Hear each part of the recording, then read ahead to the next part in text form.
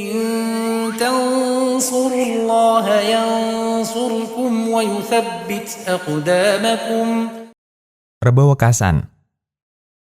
Fenomena Rebo Wekasan bukan hanya terjadi di tanah air, karena ternyata kaum muslimin di belahan dunia lain juga turut meributkan Rebo bulan Safar. Rebo Wekasan atau Rabu Pungkasan dalam bahasa Jawa, Rebo artinya Rabu, dan Wekasan atau Pungkasan artinya terakhir.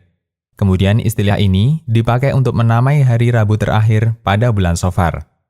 Ada apa dengan Rebo Wekasan? Mereka yang perhatian dengan Rebo Wekasan berkeyakinan bahwa setiap tahun akan turun 320.000 bala, musibah, atau bencana, dan itu akan terjadi pada hari Rabu terakhir bulan Safar. Karena keyakinan ini, sebagian orang menghimbau untuk melakukan bentuk ibadah khusus pada hari itu, terutama orang Syiah. Di berbagai forum online, mereka sangat antusias membicarakan Rebo Wekasan ini. Tidak lupa mereka sebutkan sederet amalan sebagai upaya tolak bala yang sama sekali tidak pernah dicontohkan dalam Islam.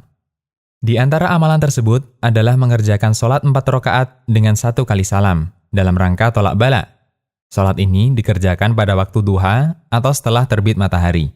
Pada setiap rakaat membaca surat Al-Fatihah, kemudian surat Al-Kautsar 17 kali, surat Al-Ikhlas 50 kali, Al-Mu'awwidhatain, yaitu surat Al-Falaq dan An-Nas, masing-masing 1 kali.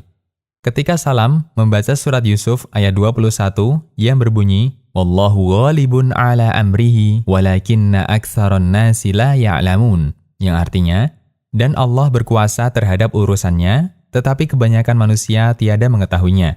Ayat ini dibaca sebanyak 360 kali. Kemudian ditambah dengan Jauharatul Kamal 3 kali, dan ditutup dengan bacaan surat As-Saffat ayat 180 hingga 182 berikut. Subhana rabbika rabbil izzati amma yasifun, wa salamun alal mursalin, walhamdulillahi rabbil alamin. Kegiatan ini dilanjutkan dengan memberikan sedekah makanan kepada fakir miskin. Tidak cukup sampai di situ, ada juga yang menyuruh untuk membuat rajah-rajah dengan model tulisan tertentu pada secarik kertas. Kemudian dimasukkan ke dalam sumur, bak kamar mandi, atau tempat-tempat penampungan air lainnya. Mereka berkeyakinan, siapa yang melakukan ritual tersebut pada Rebo Wekasan, dia akan terjaga dari segala bentuk musibah dan bencana yang turun ketika itu. Sumber referensi yang kami jumpai yang membahas masalah ini adalah kitab Kanzun Najah karya Abdul Hamid bin Muhammad Ali Quds, salah satu tokoh sufi murid Zaini Dahlan. Dalam buku tersebut, dia menyatakan di pasal hal-hal yang dianjurkan ketika bulan Safar. Ketahuilah bahwa sekelompok nukilan dari keterangan orang soleh, sebagaimana nanti akan diketahui, bahwa pada hari Rabu terakhir bulan Safar akan turun bencana besar. Bencana inilah yang akan tersebar di sepanjang tahun itu. Semuanya turun pada hari itu. Siapa yang ingin selamat dan dijaga dari bencana itu, maka berdoalah di tanggal 1 Safar. Demikian pula di hari Rabu terakhir dengan doa yang sama. Siapa yang berdoa dengan kalimat itu, maka Allah akan menyelamatkannya dari keburukan musibah tersebut. Inilah yang aku temukan dari tulisan orang-orang soleh. Selanjutnya, penulis menyebutkan beberapa doa yang dia ajarkan. Kanzun Najah. Sebagai orang beriman dan meyakini bahwa sumber syariat adalah Al-Quran dan Sunnah Nabi SAW, tentu saja berita semacam ini tidak boleh kita percaya. Karena kedatangan bencana di muka bumi ini merupakan sesuatu yang gaib dan tidak ada yang tahu kecuali Allah. Satu-satunya cara untuk mengetahui hal itu adalah melalui wahyu Al-Quran dan Sunnah. Sementara penulis sama sekali tidak menyebutkan sumber selain klaim bahwa itu tulisan orang soleh. Terlebih tidak ada keterangan dari sahabat maupun ulama masa silam yang menyebutkan hal ini.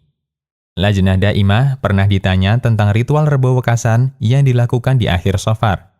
Jawaban yang diberikan, amalan seperti yang disebutkan dalam pertanyaan tidak kami jumpai dalilnya dalam Al-Quran dan Sunnah. Tidak juga kami ketahui bahwa ada salah satu ulama masa silam dan generasi setelahnya yang mengamalkan ritual ini.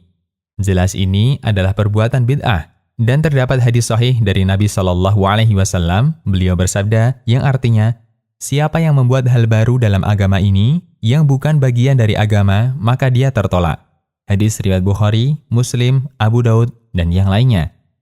Siapa yang beranggapan ritual semacam ini pernah dilakukan Nabi SAW atau pernah dilakukan sahabat radhiyallahu anhum, maka dia telah melakukan kedustaan atas nama beliau. Wabillahi taufiq. Wa sallallahu ala Muhammad wa ala alihi wa sahbihi wasallam. Demikian, Allahu a'lam.